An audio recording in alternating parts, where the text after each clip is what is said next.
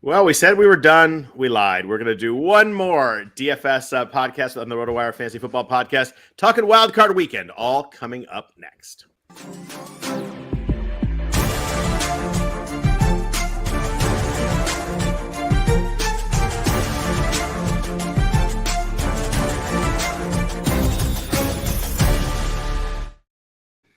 Happy Friday morning, everybody. One more time on the RotoWire Fantasy Football Podcast. I am Scott Jenstad, joined by Ryan Belongia. We are talking DFS this weekend for Wild Card Weekend. I know we said we are done, but the DFS sites have some large contests weekend, so we figured we'd jump on and talk these 5 games real quick. It was like the Saturday 2-game slate, the Sunday 3-game slate. Just kind of get you prepared. Obviously, a lot of people are playing DFS this weekend, so we figured one more week would probably be a good thing. Ryan, I thought you were really happy you had me out of your life for a few months, and suddenly you had to deal with me for one more week. But how are you?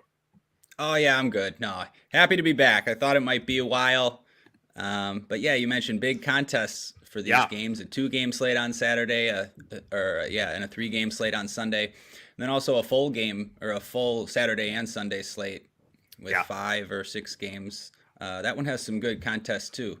So yeah, it'll be fun. We usually do. We pretty much always break down full slates on this show, and now we have small slates, really small slates, which are much different. Yeah, for sure. And I think the Sunday slate, you've got 3 games. I think that's like a little closer to what we normally do, and there's a lot of options in that slate. But we'll do a Saturday segment here, and then we'll do Sunday. We'll kind of break it down because the big contests are mostly split up. I know there are, like you mentioned, there's whole weekend slate. There's like 6 games, so you can put the Monday game in there too. But we'll kind of break it down slate by slate. Let's start with Saturday. I mentioned Sunday is a little more normal than what we do. Saturday is definitely out of my comfort zone a little bit. It's a 2-game slate, and one of them is potentially dealing with a lot of weather. So it's an interesting what to do here. We have the 49ers, my 49ers, got the sweatshirt on, at home against Seattle. Not what you expect in California, but weather is a big issue here. There's supposed to be there's been a lot of rain all week. My mom lives up there, and there's something like rain of like 14 or 15 days. A lot of rain starting today, and then tomorrow morning. The game's at 1:30 Pacific. But tomorrow morning is supposed to have big winds and big rain, and then kind of chill out for a little bit, and then rain after the game. So if that holds, maybe we get fairly-ish normal game. Although maybe the field's slippery and you get a little bit of rain during the game, but my concern here is that that shifts a couple hours and suddenly we get a really ugly game. And this game is actually really interesting DFS wise if it were regular weather. I mean, the Niners offense is humming really, really well right now. The defense, especially guarding the pass, has not been fantastic last few weeks. But Geno can get some stuff going. But with this weather, I'm a little concerned that we get a little bit of a mud fest and a lot of running the ball. Yeah, this weather throws a big wrench into things, especially on a 2-game slate, because on a slate like this, I think it's the exact wrong option to just sort of look at projections and plug in the best projected players and try to make an optimal lineup. I mean, if you want to do that, you can play 50-50s or double ups, but on a slate like this, you want to script each game specifically and then make a lineup that fits exactly how you think each game is going to go. So like just in general, you look at this slate and you see the Seahawks with a 16-point total. So I think it's reasonable to just fade Seattle entirely, at least from a sort of a cash game or optimal perspective. Maybe you play Parkinson for min price at tight end if you want to stretch your lineup as thin as possible. But yeah, I'll be paying attention to that weather. It's nice that it's the first game. It might really impact the passing game. It might give Seattle more of a chance if it's really crazy weather. But yeah, I don't know. So how if we get bad weather, would you be off the passing games and the receivers, or how would you handle that? It's hard, right? Because you just say I think wind is the big thing with the passing game, but both these teams, the Niners stop the run for the most part. And if Seattle's going to compete in this game, they've got to throw the ball. I just don't know if they can. I mean, and that rules out if it gets crazy monsoony kind of weather and wind, then it becomes a total toss up, which is as a 49ers fan really scares the hell out of me because the Niners are a 10-point favorite, and I think that's have the talent edge. They beat them twice. They won 27-7 in week 2. 21-13, not quite as close as score indicated in week 15. But I mean, the way this game can really get close, you get a game where nobody can do anything. And then all of a sudden it's tied at random, who fumbles, who hits that one big play, what DB slips on a slant and goes for 60 yards. It's just, I get concerned with that level of weather. But I think we'll kind of take the weather report. We both read Kevin Roth with RotoWire. There's a lot of really good work on weather, and kind of that report was, really rough in the morning, rough after the game. For the most part, you could kind of deal with stuff in game. But yeah, I mean, there's no way to avoid it. It's only a 2-game slate though, so you can't just cross the game out. I think it was just this is week 15. You and I both just crossed this game off. It's we have 13 games. I'm not going to mess with the game that potentially is in a monsoon. So, but yeah, I mean, the Seattle offense really slowed down in the second half. The Niners have a much better defense than Seattle. I would like the Niners offense a lot in this game if it was just a regular weather game. But it's tough to get really behind Seattle. They had 1 touchdown in 20 offensive possessions against the Niners in 2 games during the season. That's really rough. The one guy I do like, we'll kind of get it position by position. I do like Tyler Lockett on the Seattle side a lot. I think the Niners are going to get after Geno, and when they get after, when Seattle has to throw it quick, it's usually to Tyler Lockett in the slot. He was really active in both games against the Niners. Been active lately. The Niners have been giving up some pass game stuff. Charvarius Ward is their best defender in the secondary. Was on DK Metcalf pretty much exclusively in the Week 15 game. So strategy wise, it seemed like they were let's shut down. Let's do what we can to. DK's going to get some, but do as much as we can to shut him down. And Lockett kind of runs around, and he'll have Lenore on him, some Jimmy Ward, and he can probably get his in that matchup. Yeah, I agree with pretty much everything you said. I really like the Niners in this spot. Weather aside, I was planning on playing Purdy with McCaffrey and at least one pass catcher. Ayuk and Debo are both pretty cheap. Kittle's been smashing. As far as Seattle, I wasn't too excited about Seattle. After they sort of. It's been playing their worst football, I would say, of the season, and San Francisco's defense is really good. If the weather is decent and you'd expect Seattle to be playing from behind all game, and yeah, I like Lockett, especially because I don't think people are going to play Lockett. And I think one pass catcher on Seattle should have a pretty good game if you're expecting them, to be down for most of the game, double digits in the second half maybe. One thing I was thinking about as far as McCaffrey, he looks like a great play, almost like a lock. But you could see there's other good running backs on this slate. And you could see in a blowout maybe that he just doesn't get enough work. Maybe he doesn't score touchdowns, and you have Eli Mitchell there that could also come in. So yeah, I don't know, your thoughts on McCaffrey, I guess, in the San Fran running game? Yeah, I mean, I think that McCaffrey's pretty much a lock for me. I think I'm just going to go that way. But it depends. I guess we talk about the other game on the slate because I think it matters because Austin Eckler's in the other game, and that's kind of I think it's kind of an either or for most people on Eckler and McCaffrey. It's hard to play both, and I think you probably want to play one of them. But the Chargers are at Jacksonville in the night game. Chargers are favored by 1.5. Over under here is 47.5. Over under the Niners game as of now is 42. That could move up or down a little bit based on some weather. These teams played in week 3, and it was 16-10 Jacksonville. And suddenly they rolled up. They scored the next 22 points. They won 38-10. That was the week you remember that Justin Herbert got hurt the week before, so he was definitely banged up with his rib injury. The Chargers are a hard team to figure out. They're 1-5 against teams with winning records. So they beat up on bad teams. Neither defense is very good. They're both. I would put them both, bottom half probably. The Chargers will have the second most explosive plays of anybody in the NFL. Plays of 30+ yards. They're the worst defense in the NFL on first down. If you look at this game, I think this is a game that I would stack if we were in a regular season spot. If there were a 12-game lineup, I would stack this game. So I think that the hard part of this slate is everybody's just going to play Chargers and Jacksonville guys. So it's kind of figuring out which ones to play and who to slice in from sticking from the other game. So it's just a weird setup where we have 2 games. They on paper they look very different offensively. Yeah. So starting Eckler's going to be a big decision point. Yeah. I think people will try to play McCaffrey and Eckler. Quite a bit of people. I don't think I want to do that, especially so just for the Chargers. I want to play Keenan Allen for one.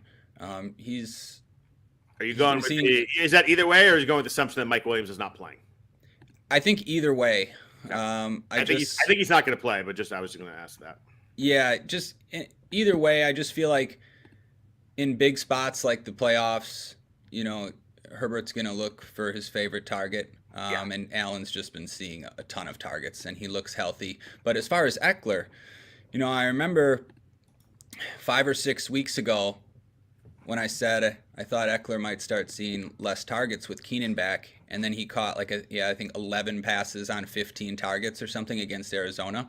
But I was gonna say, do since then for sure. Yeah, after that, 4 straight games with 4 targets. That's you do not want that if you're rostering Austin Eckler, who gets there mostly on receiving volume. Of course, he rushes for touchdowns and he can have big games on the ground, but he usually doesn't see a ton of carries.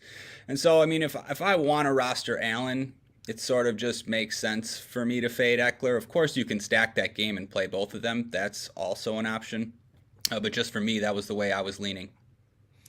Yeah, it's tough. If you go McCaffrey and Eckler, that leaves you $4,700 average salary for the rest of your lineup. So if you don't play, I assume if you do that, you play Purdy. I guess you play Purdy or Lawrence in that situation. They're pretty much the same price.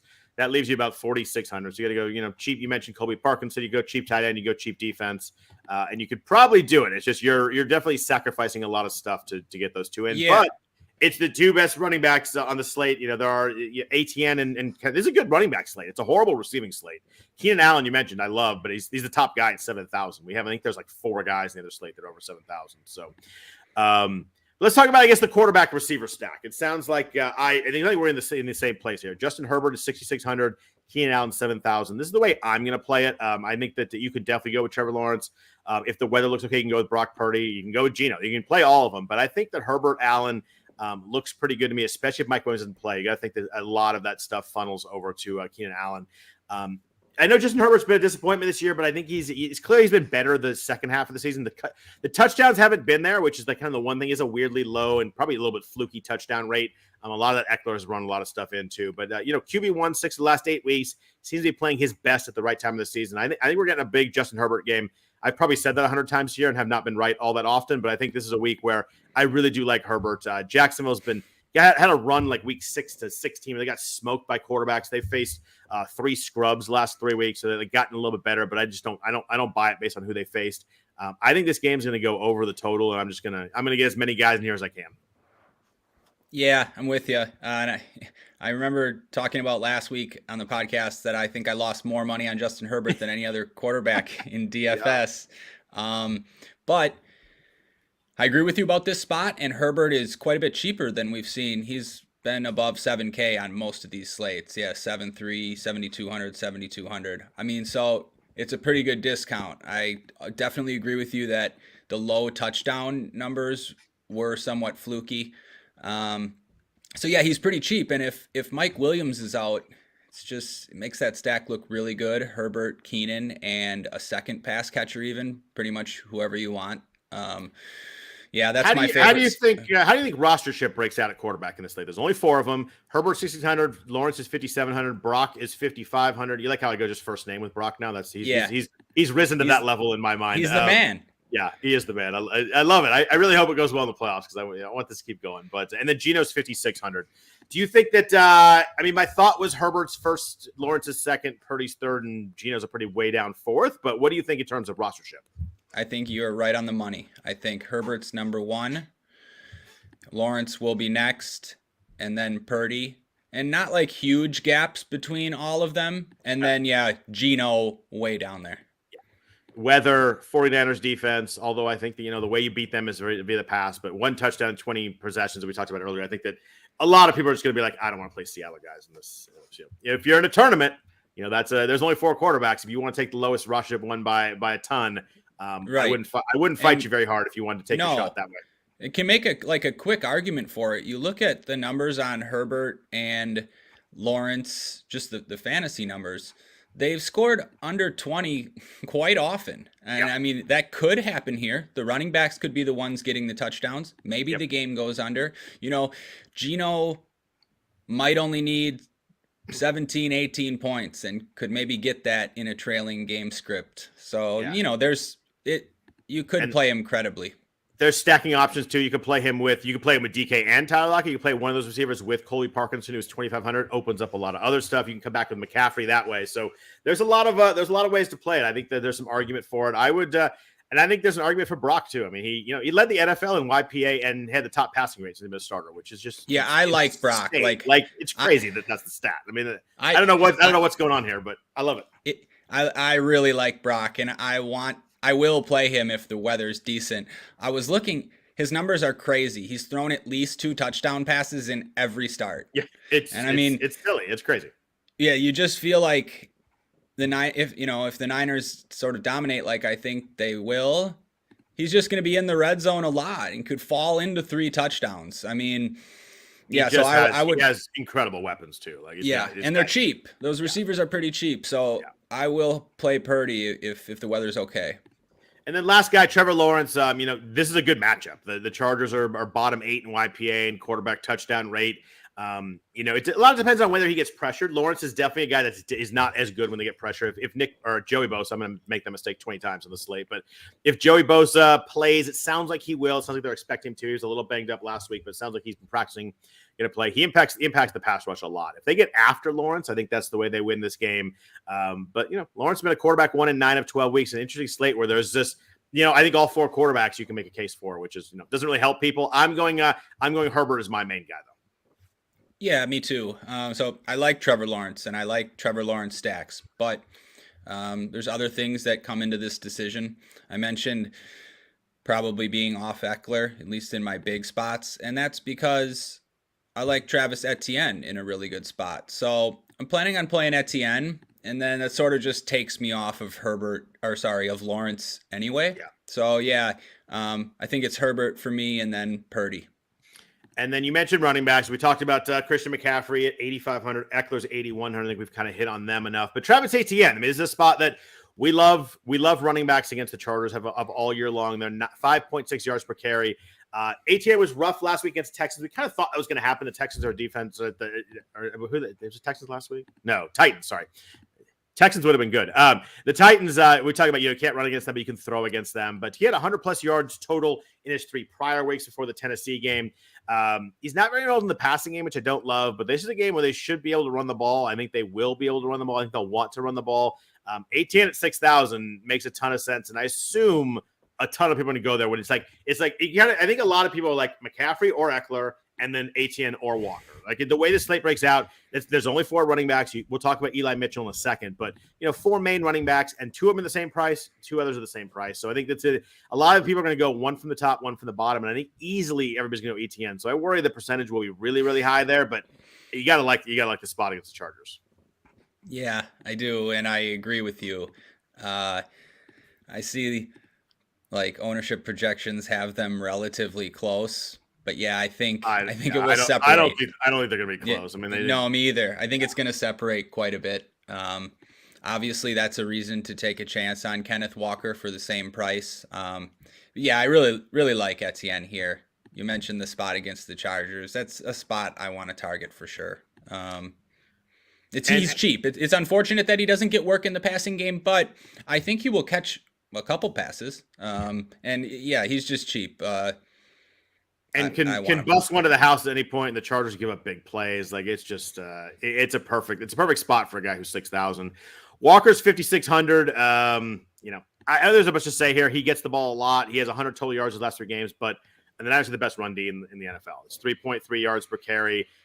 So my favorite stat of this weekend: the Niners have given up 100 total yards to 1 running back all season long.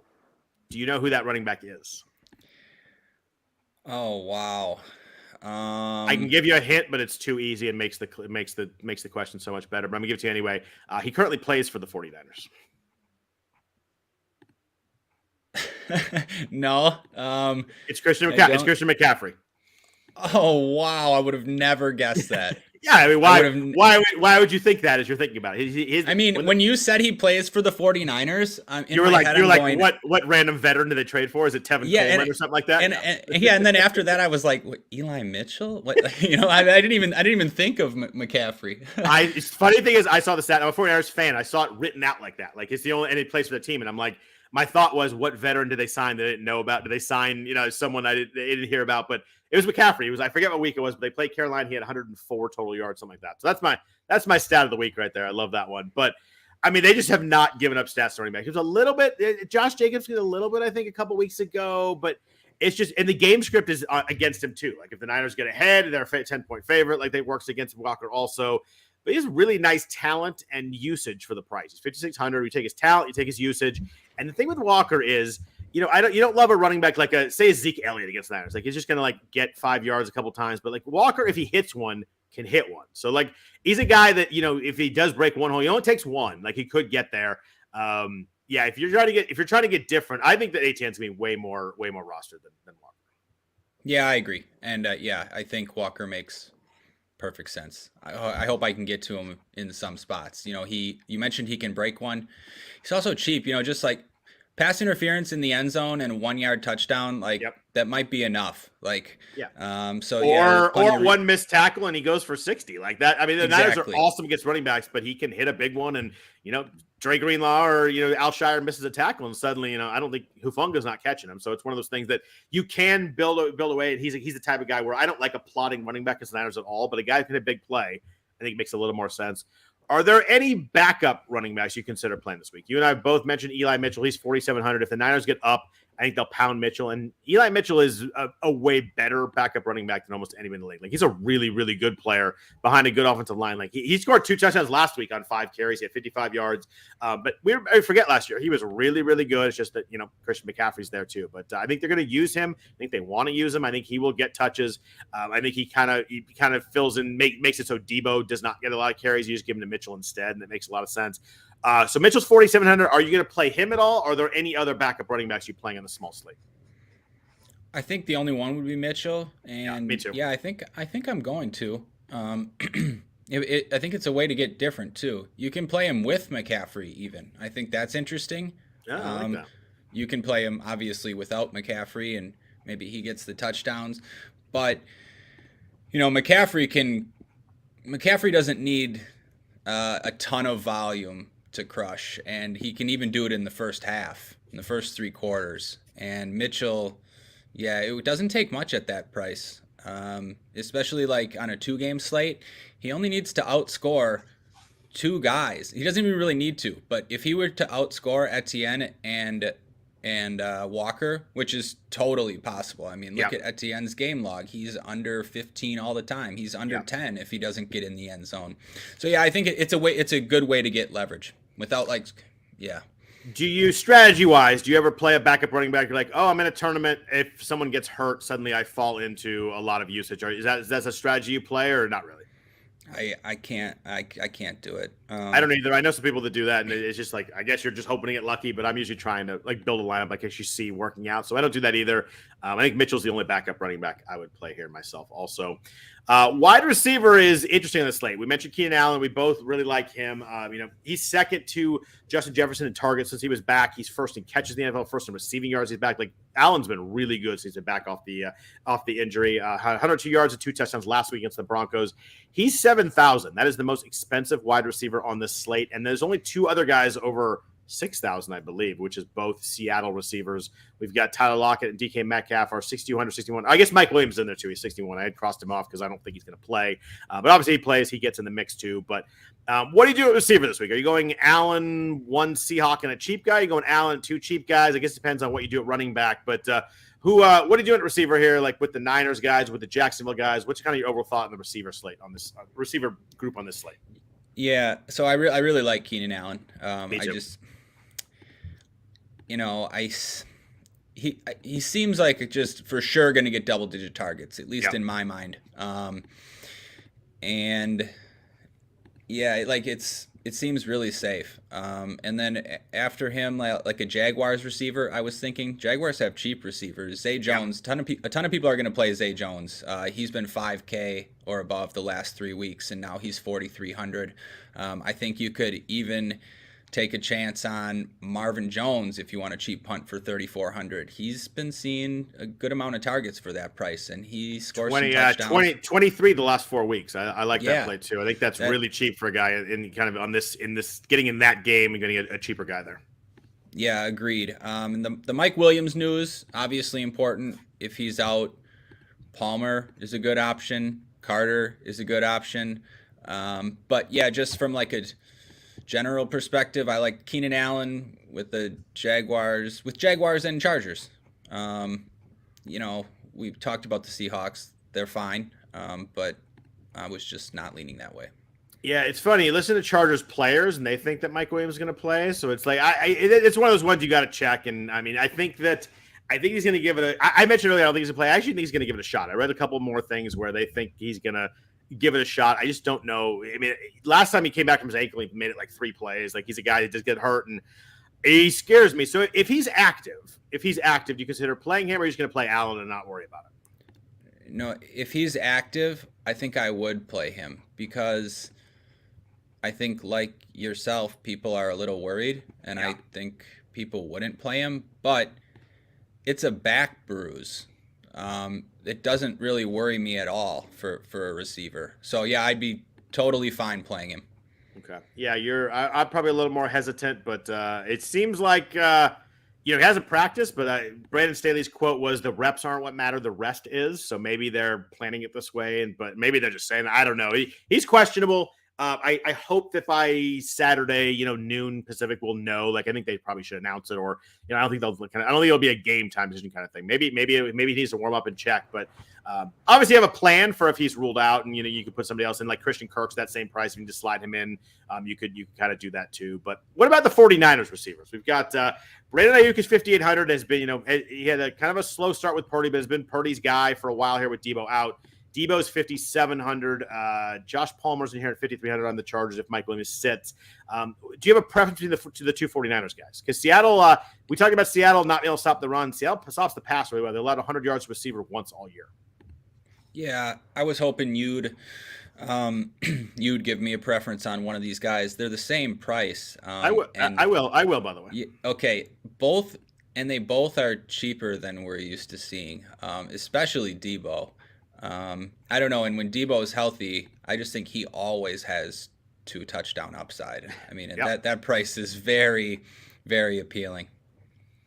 So this is just a gut feel kind of thing. I don't, you could both of them do their thing. Seattle's tough against wide receivers. I think I actually lean this week to Debo. I have a feel that it's going to be a Debo week. We haven't seen a ton of Debo. He's been hurt, and he played like 70% of snaps last week, but they kind of just got him a couple plays, hit a rushing play. But Seattle's good against just lining up against wide receiver. I think they're going to move Debo in some packages. He'll catch some wide receiver slings. I think Debo's going to hit a big play in this game. Only 2 receiving touchdowns all year, 3 rushing touchdowns. I don't think they're going to use him a ton in the rushing game just because Eli Mitchell's back. They've got got Jordan Mason as a running back. They got a lot of running backs right now. But I think Debo's gonna make a play. I think it's gonna be a wide receiver screen or slant. Take one to the house. I think Kyle will have some plays drawn up for him in a game like this, where maybe he takes one slip on a wet field. I think they'll have 2 or 3 plays drawn up for Debo coming out of him being injured, not doing a ton. I think they're gonna unleash Debo this week. I'm gonna play him at 5,700 over Ayuk, even though everybody listening to this knows how much I love Brandon Ayuk, but I think this is a Debo week. Yeah, I'm a big Brandon Ayuk fan too. He's so talented, but Debo. Yeah, this is the playoffs. I mean, in bad weather, I would like him almost just as much. I mean, he's the type that score long touchdowns in bad weather. I mean, he breaks tackles. Debo's amazing. We see him make plays that pretty much he's the only guy in the league that can make certain plays. So yeah, I love Debo at that price, and don't mind the bad weather for him either. Yeah, I think Kyle's going to get him in a couple spots where give him a chance to make a play, and I think they'll draw up a couple things for him, specially designed, and I love that in a game like this. Just takes one big play. Cheap wide receivers, you mentioned Zay Jones, 5,300, DeAndre Carter, 3,600. If Mike Williams doesn't play, I think he becomes really interesting really quickly. He had 5 targets last week, played 41 snaps. And you mentioned Marvin Jones too. Those are the cheap receivers you could pick from. And I think that all of them, and again, it's late like this, you're looking to get a 35-yard touchdown, and you're good with one of these guys. But real quick before we get into the Sunday slate, what do you do at tight end? We have George Kittle at 5,900, and then a bunch of cheap guys. Ingram is 4,200. Gerald Everett is 3,800, and then Colby Parkinson 2,500. You got Noah Fant in there also if you want to play. But Parkinson's played more snaps than Fant the last couple of weeks. I think people will go to the punt play there pretty quickly. He had 36 yards and touchdown 2 weeks ago, 47 yards on 10 targets between the 2 weeks over this last couple of weeks. So I think a lot of people will just go Parkinson and punt it. Fant's 3,100. What are you doing at tight end in this slate? Yeah, I think Ingram will be the most popular. It makes sense what he's done to finish the regular season. And yeah, then I think Parkinson will actually be next. People will just see that 2,500 and the fact that he's playing more snaps than Fant and been seeing targets looks pretty good. I think could be trailing a bunch, like there's just a lot of passes definitely. there. It makes a lot of sense. Do you find yourself getting up to Kittle at all or not? I wanted, if the weather is okay, I sort of Seattle's horrible against tight ends all year long. Yeah, and the main reason was because he's going to be like the third or fourth most popular tight end on a 2-game slate, which is weird for a player like Kittle. I mean, look, he's got 7 touchdowns in the past 4 games. When they get in the red zone, Purdy talked about it last week. There was a play where he caught a touchdown the quarterback in the end zone. Purdy was like looking at, he talked it through. It was really interesting and talking about it. You know, George doing this. I think George can get over being like, he's looking for Kittle in the red zone. Like that is when he gets a little bit of trouble or maybe a little pressure in there, he like wears 85 and he just throws the ball to him. And that's both of his touchdowns last week were kind of scrambly kind of plays. And that's what you want out of your quarterback. Who are you looking for in the red zone? It's Kittle a lot of times. Yeah. And, it's one of those things where if Kittle was going to be 50%, I'll fade him. But at 20%, it just makes a lot of sense. So, I guess, I will have some exposure to Kittle, weather permitting. And then I think Noah Fant is a really good play just because I think Parkinson will probably end up being like twice as owned. I don't know, maybe even more in different contests. I don't know. And they'll be out there about equally and probably targeted about equally. So I like Fant in tournaments too. Yeah, it's funny you said that because if I looked at it closer, and I think that spending the $600 there gets you really different for essentially the same player and the same offense. I like going to Fant a lot. I think that's a really good way to save some percentage there. We got to play a defense on this slate. The Niners are 3,600, Chargers 3,100, Jags 2,700, Seattle 2,400. Obviously the Niners are the best defense here, but most expensive. What do you do in a defense when you got to put one in here? Yeah, I mean, I think the Niners are clearly the best play. I want to play the Niners if I can. On a 2-game slate, though, any of these defenses are playable. I mean, any of them, even especially the Seahawks, even as the cheapest defense and as probably the least popular defense. Also, that construction can just get you different because there's a 1,200 difference between the Niners and Seahawks. So it just allows you to do different things. Even if the weather looks like not horrible, I think that's probably your bet. You don't want horrible because then you suddenly run the ball 50 times. But if you get in between where you're like, it kind of work, and they're like, we can throw the ball. Man, one slip, one tip ball. Seattle has good DBs. I think that there's a little bit of weather and it's slick out there. I think Seattle at 2,400 is actually a pretty good play, and just hope they make one play. Absolutely. And I mean, you got to remember this is Brock Purdy's first playoff game, a guy that's, played a handful of starts. I mean, yeah, absolutely. I like the Seahawks. We love the guy, but I don't think there's no way to doubt that we have to see what he's going to do. And the playoff games are a completely different animal. It's a different monster out there. They've been rolling. There's not been a lot of pressure. If they get down, get down 10-3 early. What are we going to see? And I think that he'll be fine. I think he's going to respond well, but I can't say that for sure. We haven't seen it before. We don't know. He's a 7th-round draft pick. He's, you could get you get a situation here where he can make some mistakes, and that's the way Seattle wins this game. Yep, agreed. Let's jump into the Sunday slate. We got 3 games on the Sunday slate. They are Miami and Buffalo, which is kind of ruined because of the quarterback situation in Miami. This would be a really fun game if Tua was playing. They played 2 games earlier in the season. It was 21-19, 32-29 with Tua in Week 15. With Skylar Thompson, Miami's defense is just a disaster. I think they're 4.5 yards a play. They're 6.7 yards per play with Tua, which is one of the better marks in the league. 4.5 is brutal. Miami's bad on defense on the road. This opens up really well for Buffalo. Miami's way better at home on offense, way better at home on defense. It's just they're not a very good road team. It's going to be in Buffalo, obviously. So that's that one looks tough. Buffalo's favored by 14 points for a reason. The Giants at the Vikings. This is our one low spread in this 3-game slate. Minnesota's favored by 3. Fascinating game. They played in Week 16. Minnesota won 27-24 on a 61-yard field goal to end the game by Greg Joseph. They're favored by 3. Over-under here is 48. And then at night, we have the Ravens-Bengals, another game that is kind of messed up by quarterback situation. Lamar Jackson is out, not going to play. Cincinnati is favored by, I think, 9.5. Over-under there is 40.5. So, we have 2 low games with a big spread and then 1 big total with a low spread. I didn't think we'd be in the playoffs. Everybody's going to stack Giants-Vikings, but I think that's where we are. Yeah, that's where we are.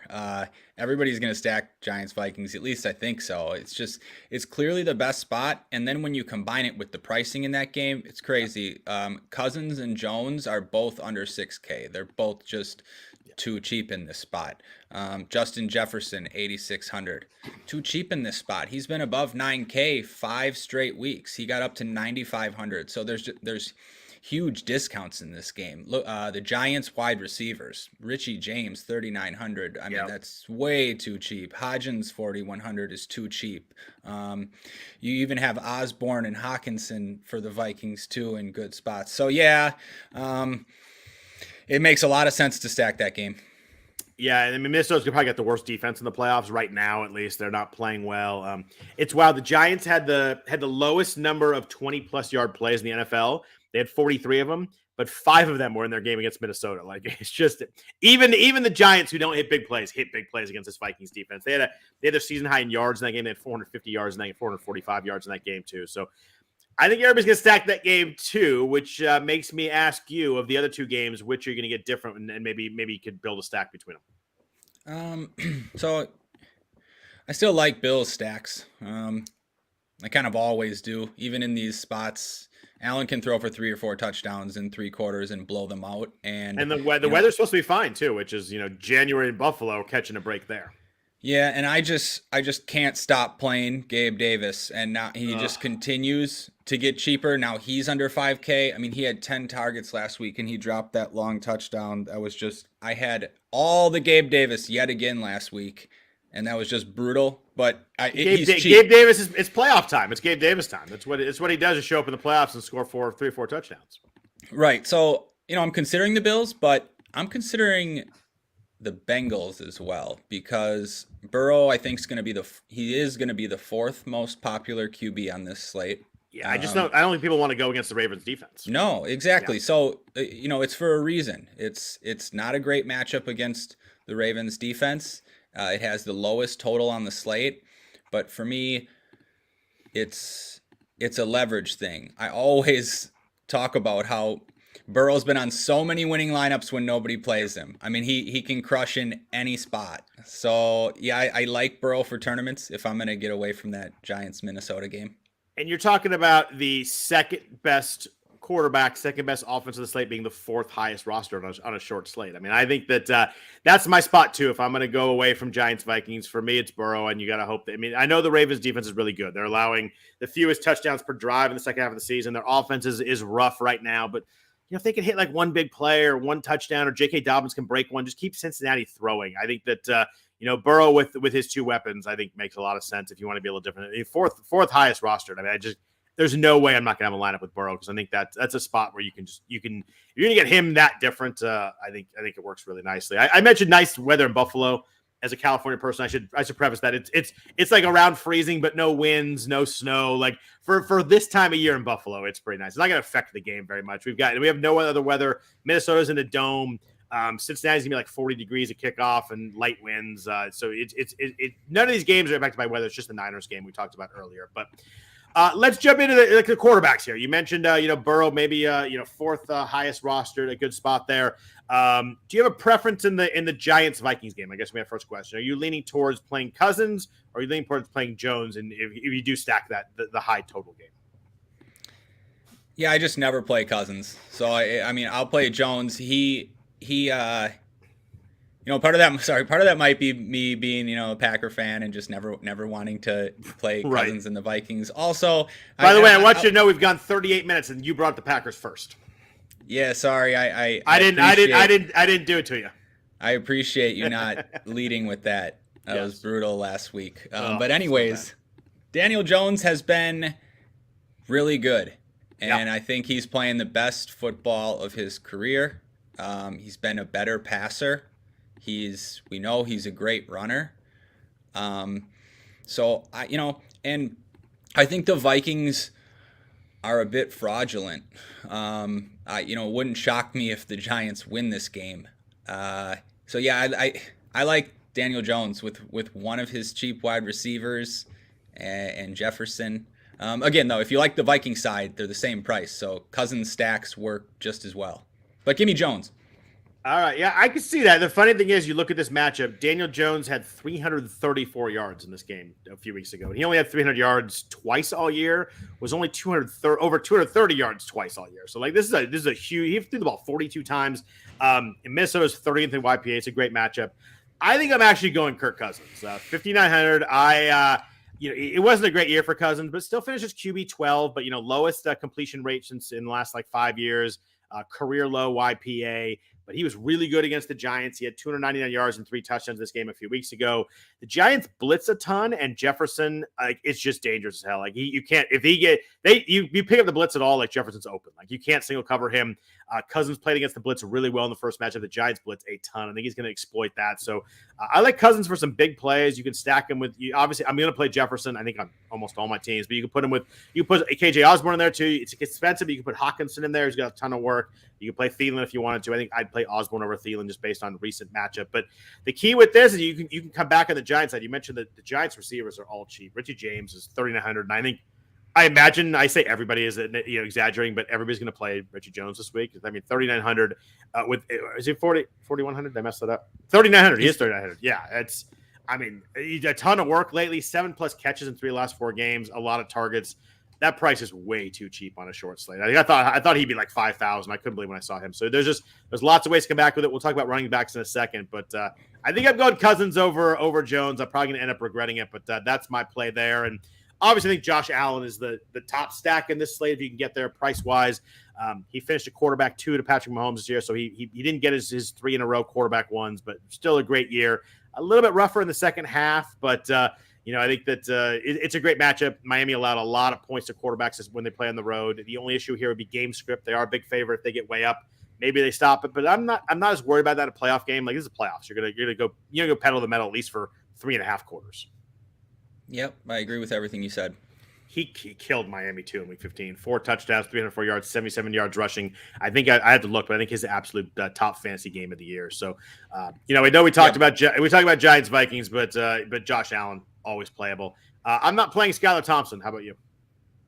Oh, no chance. Yeah, Allen. That was his highest fantasy points in the last matchup against Miami, and in the first matchup against Miami, he threw for 400 in the week 3 matchup. Yeah. And so, he's probably going to crush. Yeah. Running back is we got 3 guys who I'm going to put in the quote unquote expensive tier. Saquon Barkley is 7,900. Dalvin Cook is 7,100. Joe Mixon 6,800. Mixon and Cook have been disappointing. Cook's been really bad the second half. He was like under 3.5 yards per carry. He hasn't explosive plays. Joe Mixon had 100 rushing yards once all year. We talked about that. That was the 5 touchdown game where he went crazy. What are you doing with this tier? I think, Barkley's probably the guy that everybody likes, but Minnesota's really hard to run against. They were under 4 yards per carry, and he's 7,900. He's a little more expensive, but what are you doing with these 3 running backs?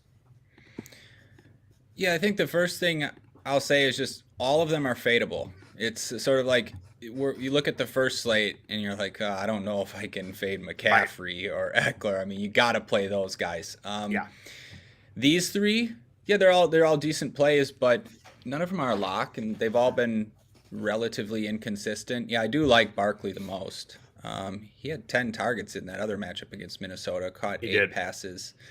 I like Barkley the most. I guess I don't have a strong take on the others. I don't feel like a need to roster either Cook or Mixon, though. You're going to be surprised because I always loved Dalvin Cook. I actually like Joe Mixon in the spot at 6,800. I think what I like is the fact that it's hard to run against Baltimore, but Mixon's been really involved in the passing game recently. He is his last 3 games he played. Obviously, we tossed out the Buffalo game that was postponed and canceled. But he had 6 targets against Tampa in Week 15, 9 targets against New England in Week 16, and then 5 more targets against Baltimore last week. He only played 36 snaps last week. They kind of rested as they got ahead, and they didn't go full go in that game. But you're talking about 17 catches the last 3 weeks. I really like that for Mixon this week. I think they're going to find that we can't run the ball here. Let's just spread it out. Let's go. And I think that part of that's going to be instead of runs, let's just get Joe Mixon a screen pass or a quick play and see what we can get him the ball in space. I think Mixon in a PPR setup this week works really well. I play him over Cook, which most weeks, as you know, I usually am a Dalvin Cook guy, but that's a great matchup too. The Giants allow a lot of rushing yards, but I think I'm mixing over Cook this week. As I broke it down, I'm surprised that that's where I landed, but that's where I went. Yeah, I'm with you too, especially if we're going to be playing Vikings pass catchers. Yeah. Just makes sense to play Mixon. Mid-range running backs, there are more options here than there were in the other slate. J.K. Dobbins, 5,700. Again, playing well, been good, but Bengals are good against the run. We've got Jeff Wilson at Buffalo. Hard to get behind this game script, but 5,400. Sounds like Mostert is probably not going to play. As a thumb injury, but that's the one you want to know the injury report on. But he might be the main guy there. And then the Buffalo guys, Devin Singletary is 5,500. James Cook is 4,800 in a game where we expect them. I think we both expect them to be leading. Being able to run the ball the second half. What are you doing with this group of four guys? I think the Buffalo guys would be my preference. Just feels like you're going to want some Buffalo exposure on this slate. I can already see myself just tilting out of my mind when Singletary has 2 short rushing touchdowns. It always happens in these spots. So I like one of the Bills running backs for sure. I'm not. It's a tough matchup. Miami allows 3.7 yards per carry. The question is, do they trust Devin Singletary because he's been there more in a playoff game, or is this is the time to unleash James Cook and it's playoff time? Let's fully get him going. I think I'm leaning towards Cook, 4,800. I like that maybe you catch a couple passes. Miami's hard to run against. I think Cook hits a big play at some point in this game. I think I'm leaning Cook and saving the money and really ramping up elsewhere. Yep, I'm leaning Cook as well. Especially in these matchups where the Bills are double-digit favorites and Cook is cheaper. If this was Bills Chiefs, then I'd probably lean Singletary. But I'm with you on Cook in this spot. Any J.K. Dobbins at all at 5,700 before we move to receiver? I don't mind it. I don't know if I'm going to get there, but it makes sense. He can score. And Gus Edwards may not play. He had in concussion protocol last week. Dobbins has been explosive. 17% of his carries have been for 10 plus yards, the third best rate in the NFL. The Bengals are good against the run, 3.9 yards per carry. But yeah, Dobbins is a guy that you could hit a 40-yarder and then you're good. But receiver, Scott. No, it's crazy to say. I agree with you, but it's crazy to say that Dobbins has been explosive. Do you remember a few weeks ago that video of him breaking away? I honestly thought he's done for the year. We're not going to see him. I was like, he's going to run out of bounds, and we're never going to see him again. And exactly. He was limp. He was kind of giddy up, and it was wild. I thought he was done too. I agree with you. Yeah, that was crazy. And he rested last week, which I really like. I didn't play him last week, so I think that helps him there too. Receivers. This is a great receiver slate. We've got 4 absolute top of the line stud wide receivers over 7,700. We talked about nobody's over 7,000 on the Saturday slate. This is chock full of awesome receivers. Justin Jefferson is 8,600. Jamar Chase is 8,100. Stephon Diggs is 7,700. Tyreek Hill is 7,700. They might be the top 4 drafted wide receivers in drafts next year. These are stud wide receivers. Obviously, Tyreek Hill has the Skylar Thompson problem. I actually, it's funny. Last night I built lineups with Jefferson and Chase because I love them so much. Trying to figure out what I could do. It's doable, but what do you do in this top range? Because Jefferson, Chase, and Diggs are all in really good situations. Yeah, they are. I think just going to have to be off Tyreek Hill with Skylar Thompson. But yeah, I was going to. Tyreek is so fun and so good in playoffs. It's so hard to pay the money over these other guys.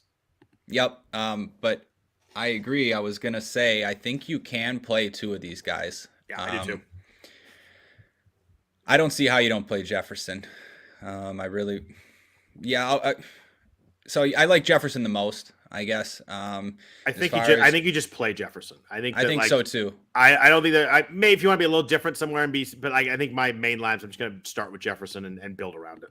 I think so too. And I get if I have to pick between Diggs and Chase, I think I go Chase because I think he's going to be less popular just a little bit. I think he was unlucky not to have a bigger game last week. I think maybe the game script might not work out for Diggs to see huge volume. Yeah.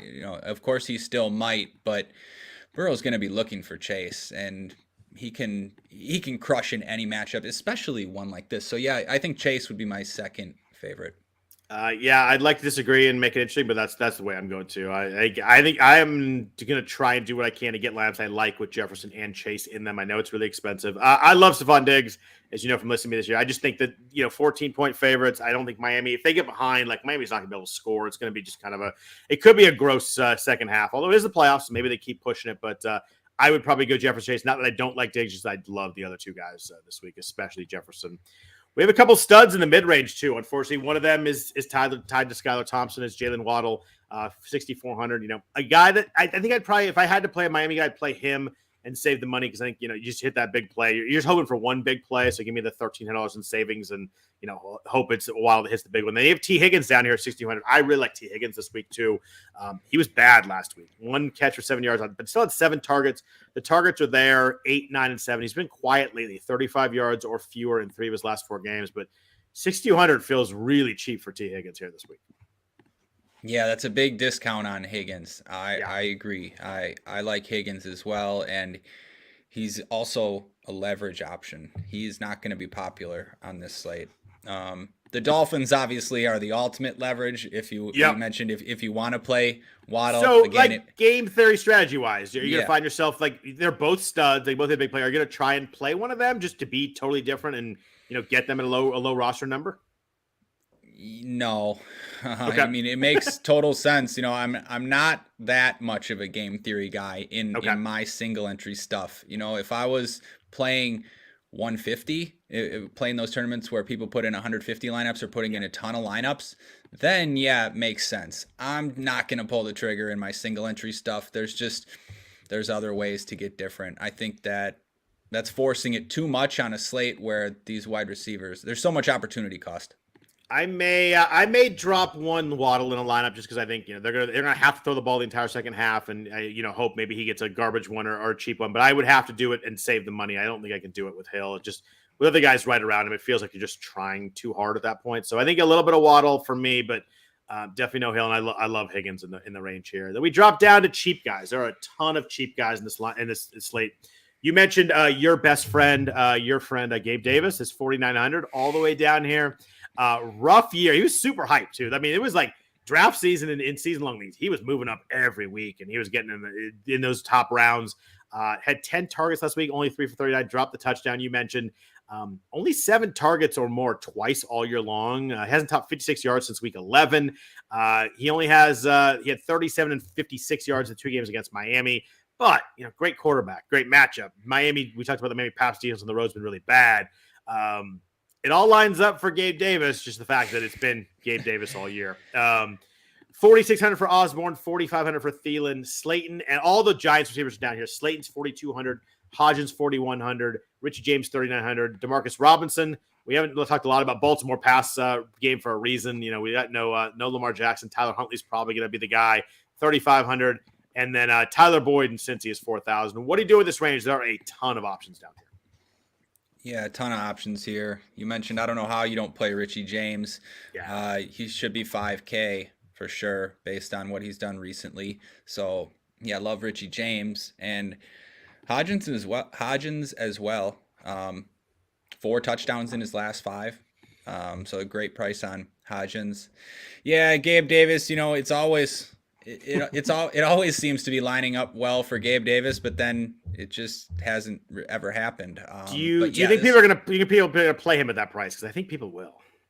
I mean, definitely they will. Not as much as the Giants, but under 5K, it's just too cheap. I mean, he doesn't need volume to get there. He catches deep touchdowns. So I think people will play him, and I think it's a fine option. I might play some as well. I like KJ Osborne for sure over Thielen. I think you mentioned that. And then Tyler Boyd. I like Tyler Boyd as well because he's going to be less popular than all these other guys. It's my favorite play on this slate.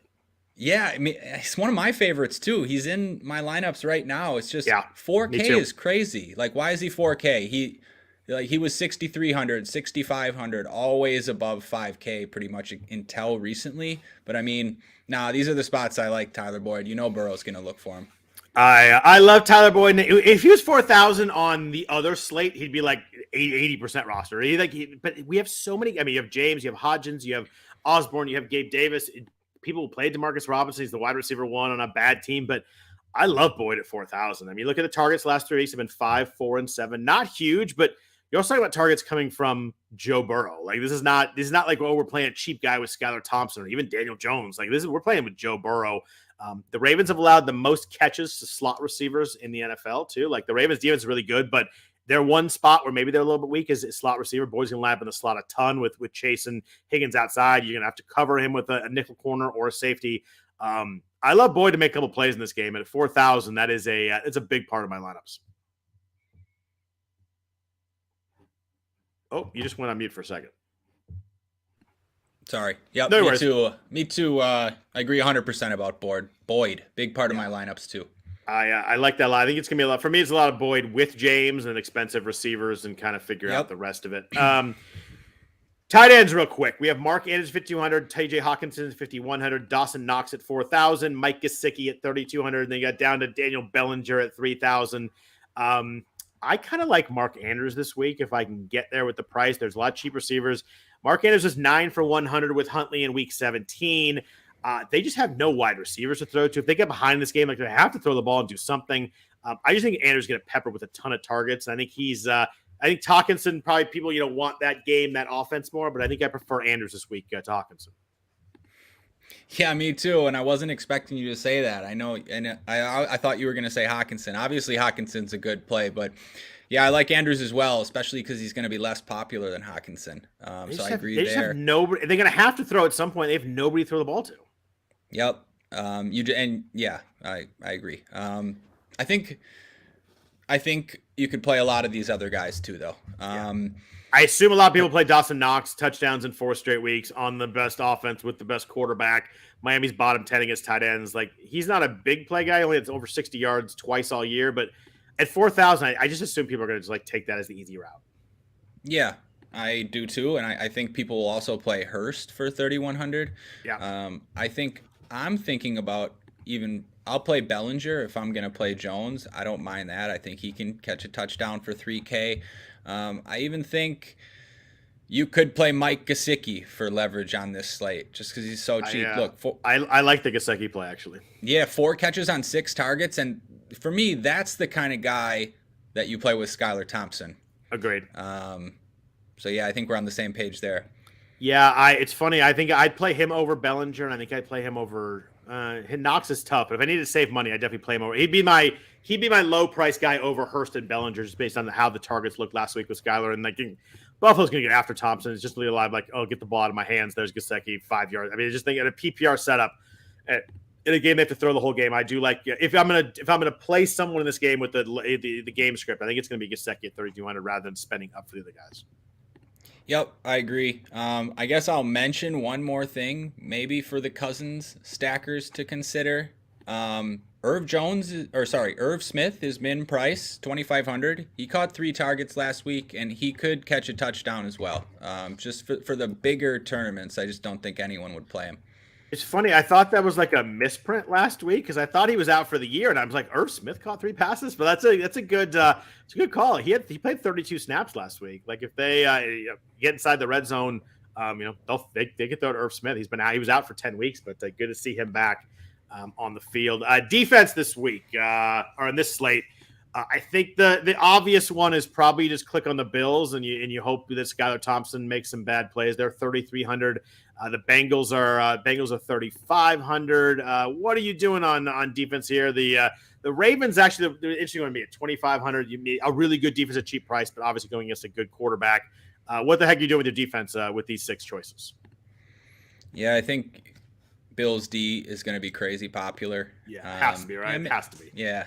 Makes sense against Skylar Thompson. I don't mind eating that chalk. I'll play some Bills D, but yeah, I think Bengals for about half the ownership would be fine, and Ravens if you want to punt is fine as well. I probably won't play the Vikings, Giants, Dolphins, but again, on these smaller slates, you can play any defense. We've seen one fumble return for a touchdown or a kickoff return for a touchdown, and you're good. I was going to hope after your Green Bay call with the kick return a couple weeks ago, I was going to hope you give me a special teams touchdown call because that would have been nice. I think I'm actually Bengals here if I can get to it. I mean, I think that if you can get to Bills, you get to Bengals. Only 200 more. I think, like you said, half the rostership.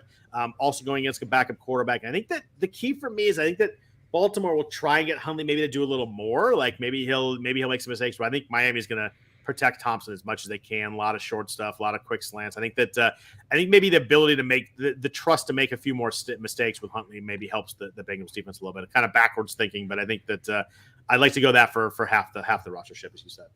Yep, makes a lot of sense. Beautiful. Well, I appreciate everybody listening. We went a little bit long here, but there's some fun games to talk about. And it's, these short slates, you just got to think about a lot more players on each team where, you can't cross off games, can't cross off positions. So I think we kind of hit it all, but looking forward to the games. Should be fun. Vikings Giants, weirdly, is the most interesting game. That and I guess Jaguars Chargers too should be pretty fun on Saturday night. But always fun to have playoff games. We always have the Cowboys and Buccaneers, the big Monday night game too. We didn't do the showdown slate there, but that's should be a fun weekend of games. Yeah, definitely. Nice to come back and do a show for these games. Yeah. Great to have football on Saturday and Sunday again. Even with my Packers not in the playoffs, love watching playoff football and love playing these smaller slates. So you're probably like me, like once your team is out. But do you have like a team you're pulling for in this? I like Purdy and the Niners Nice. from the NFC. That. I'd like to see them get to the Super Bowl. As far other than that, I'm a Joe Burrow guy. I'd like to see the Bengals get back, but I just want to see good games. It'd be nice to see Chiefs Bills again. Everybody wants Chiefs Bills, and we might get it in a dome in Atlanta. Yep. So I mean, that was an epic game last season, even the season before. So yeah, I'm just excited to watch some good football. Those top three teams in the AFC are really damn good, and like Bengals won 8 in a row. Like they're all hot right now. I guess it would be Bengals Bills in that second week. Like that's an insanely good second week game. Yeah, it's gonna be a treat to watch. Yeah, and then it should be fun. But thanks everybody for listening. We appreciate you jumping on with us for one more podcast. We figured we would do this one because there's so many games. There are 6 games this weekend. So I want to thank everybody for listening, both now and all season long. It's been the RotoWire Fantasy Football Podcast, the DFS version. If you want to follow us on Twitter, I am at Scott Jenstad. Ryan's at Ryan Belongia. Belongia is Belongia. We're talking football up until kickoff there. If there's any injuries or we'll look from the Niners weather and stuff. So hit up any questions there. Other than that, hope everybody has a good weekend. Enjoys the playoff games. Take care. Yeah, thanks, Scott. Good luck, everybody.